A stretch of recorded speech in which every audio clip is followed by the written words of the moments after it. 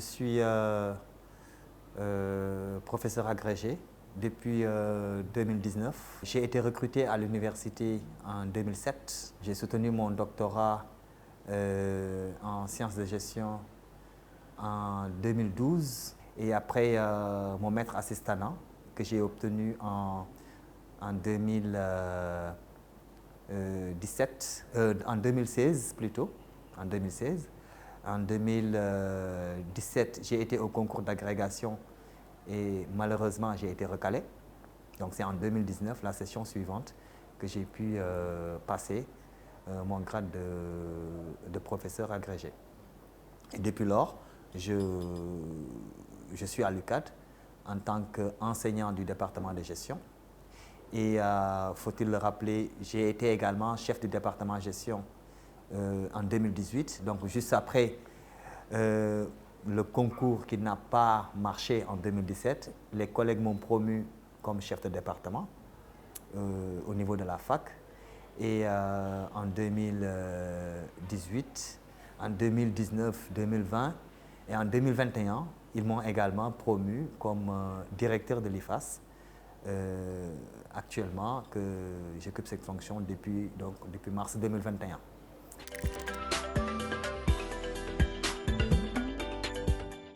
Actuellement, les défis auxquels nous sommes confrontés, je pense qu'il y en a. La demande, elle est très forte. Il nous faut monter en puissance.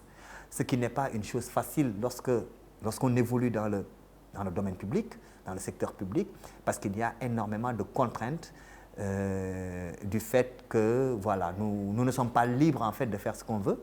Nous ne sommes pas libres de pouvoir construire comme on le voudrait. Nous ne sommes pas libres de pouvoir acheter parce qu'il y a toujours ces contraintes liées à la comptabilité publique et auxquelles nous devons faire face. Nous avons un défi également, c'est de faire de l'enseignement de qualité à un coût raisonnable. Quand on dit un coût raisonnable, c'est nous ne sommes pas alignés par rapport aux prix qui sont fixés sur le marché, par rapport aux formations payantes, parce que comme je le rappelle, nous sommes un établissement public, donc nous sommes obligés, entre guillemets, de pouvoir satisfaire en tout cas les populations en termes de formation, mais également de ne pas le faire à un coût comme celui qui est affiché sur le marché, mais à un coût qui soit accessible à tout le monde. Ça également, c'est un défi que nous devons relever, mais également diversifier un tout petit peu l'offre de formation parce qu'il y a de nouveaux métiers qui apparaissent, il y a des métiers qui disparaissent et nous devons aller vers cette mise à jour de notre offre, mais également des syllabudes que nous proposons à nos apprenants. Et cela nécessite forcément le concours non seulement du milieu universitaire, donc des enseignants universitaires, mais également le concours du milieu professionnel. Parce que, faut-il le rappeler, c'est vrai, on a à peu près 50 à 80 enseignants permanents de l'université qui interviennent, mais également on a beaucoup de professionnels, une centaine peut-être, qui sont dans le circuit et qui nous assistent également dans la formation.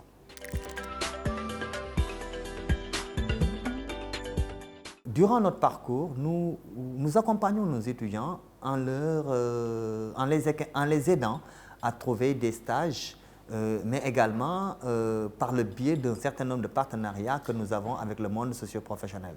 Mais également, l'Institut et l'administration en tant que telle fait des efforts en allant rencontrer des partenaires afin de nouer des partenariats, des accords, on va dire, qui permettront aux étudiants de pouvoir bénéficier d'un certain nombre de jours ou bien de semaines de stage chaque année avec ces partenaires. Les alumni de l'IFAS nous aident dans leur entreprise qu'ils sont, là où ils travaillent, ils nous mettent en rapport avec les décideurs et nous allons les rencontrer pour échanger sur les possibilités de non seulement pouvoir former le personnel qu'ils ont, mais également de nous prendre des étudiants en stage. Et c'est de cette façon-là, en tout cas, que nous parvenons à pouvoir insérer nos étudiants.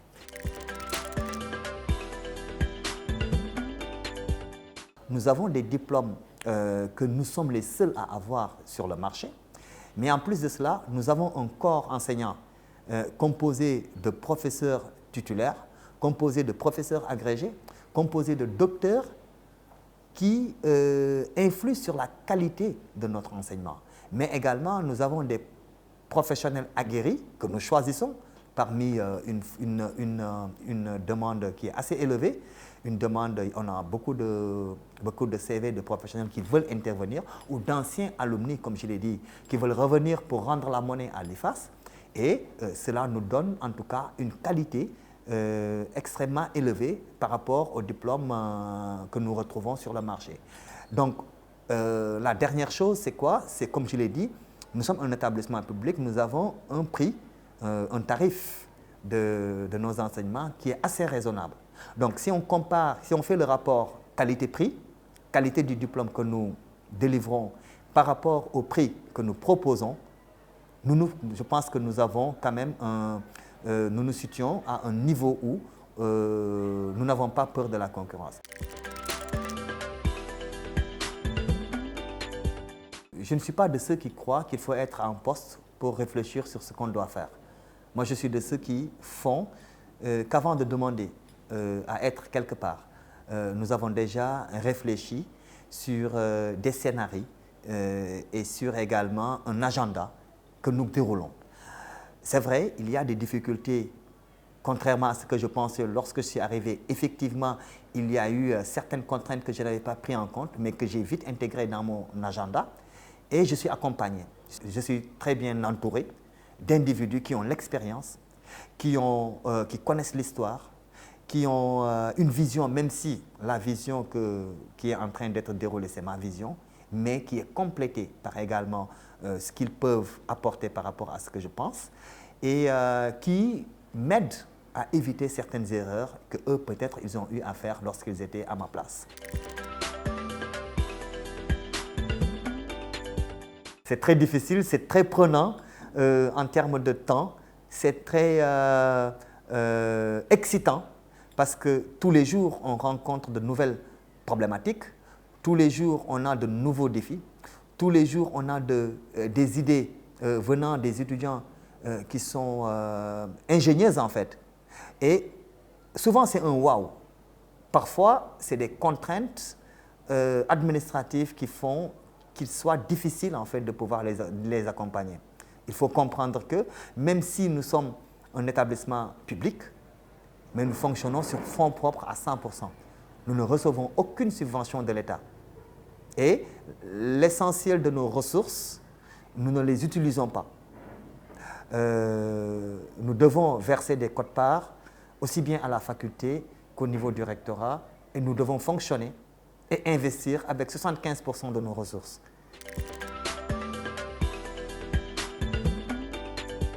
Nous y pensons. Nous pensons à une expansion de l'IFAS parce que l'IFAS, comme certainement vous l'avez deviné, c'est un label. Et ce label, nous avons envie que cela existe déjà au Sénégal dans toutes les universités publiques.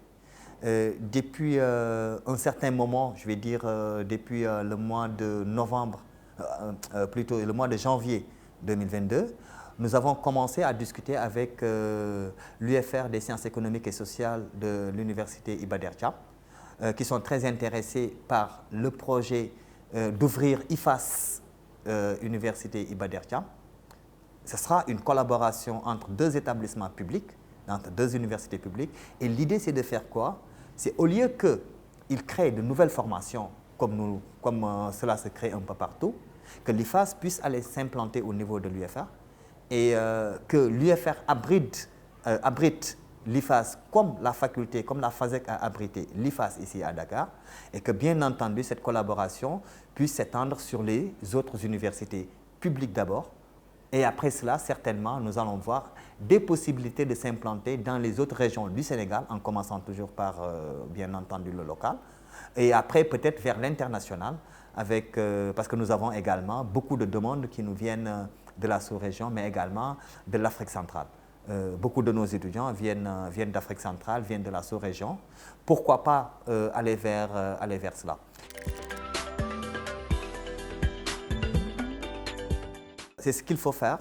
ce qu'il faut faire pour plusieurs raisons. La première, c'est lorsqu'on investit au niveau de l'enseignement supérieur, il faut aller vers un établissement qui puisse vous permettre d'avoir un diplôme qui soit reconnu partout. C'est important. Deuxièmement, c'est une fois que vous êtes admis au concours de l'IFAS, vous avez la possibilité non seulement de bénéficier de 2 ans de formation gratuite pour avoir le diplôme universitaire de gestion, mais également d'avoir la bourse de l'État du Sénégal que vous pourrez maintenir jusqu'au niveau Master 2 si vous ne redoublez pas. Donc, nous prônons l'excellence. Nous avons un diplôme qui est reconnu.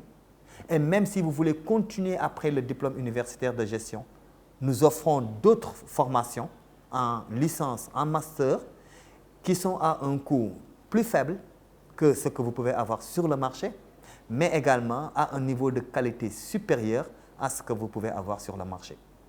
Donc, à ces jeunes qui veulent plus tard, bien entendu, continuer leurs études, aux parents d'élèves et d'étudiants qui veulent investir pour l'éducation de leurs enfants, nous leur disons, venez à l'IFAS, vous trouverez votre bonheur.